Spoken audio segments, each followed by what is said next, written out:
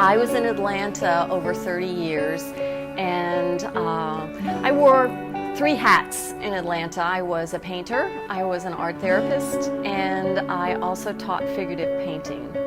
I did portrait work, which I think every figurative painter gets asked to do, but I also worked in series.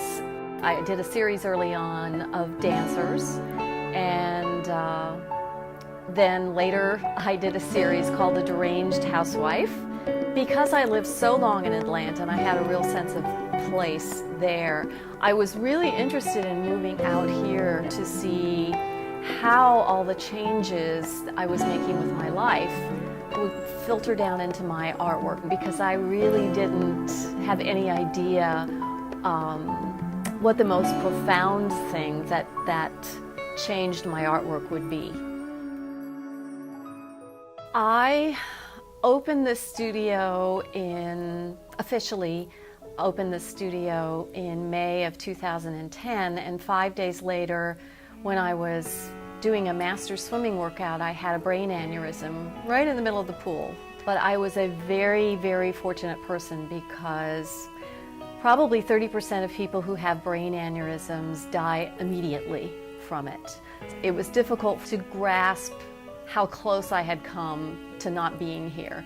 I was really kind of standing on the edge of an abyss, looking down, and pulled myself back from it. The whole episode of that was very, very scary to me, and it took me weeks before I could get back in the studio. The abstract work started about 6 months after the brain aneurysm, and I was at that time working on another figurative series I was calling Gawky Beauty, and this series is about girls who are in that stage, that transitional stage between girlhood and womanhood. So I was very wrapped up in this series, but all of a sudden I just was pulled over to the other side of my studio and started doing these little abstract paintings. And I think because I am an art therapist and I had just gone through all of this trauma, I knew I had to pay attention to them, because I knew they were important in some way.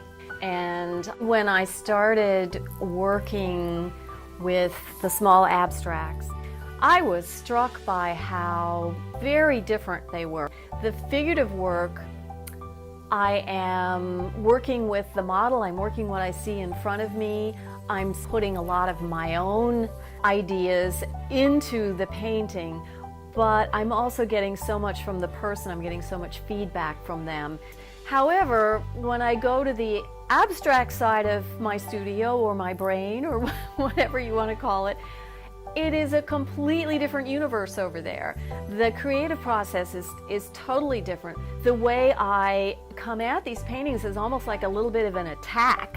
I have a blank paper in front of me, I take some colors, I take a palette knife, and I just sort of attack the paper and see what happens. I am not working with a plan. I'm not working with any kind of organized concept of what I want to do. It's more reactive.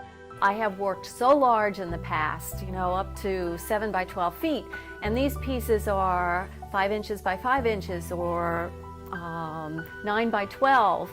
But I do like feeling that there is something I can control in them, and that happens to be the size of them. This was something I could never have done before my brain aneurysm. I'm going to continue this work as long as it's coming out of me, and it is just flowing out of me. There's a fierceness in these little paintings and a sense of fearlessness that I experience with them that reminds me of how grateful I am that I can still do this.